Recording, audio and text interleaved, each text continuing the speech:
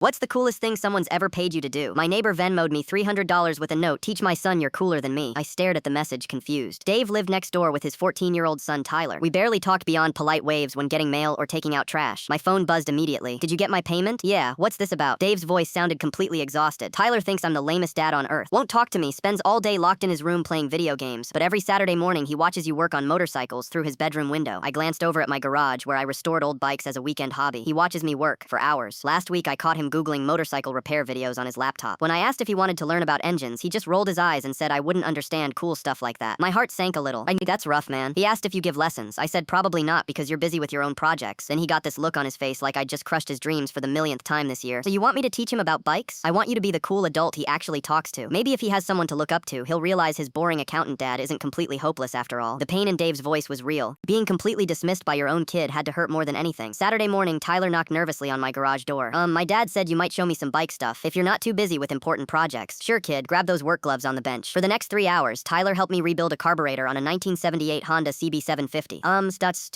like, the kid was incredibly sharp, asked intelligent questions, got genuinely excited when we finally got the engine to turn over cleanly. This is so much cooler than my dad's boring spreadsheets and calculator stuff, he said, wiping grease off his hands with satisfaction. Your dad pays for all this cool stuff though. These vintage parts cost more than most people make in a week. That carburetor rebuild kit alone was $200.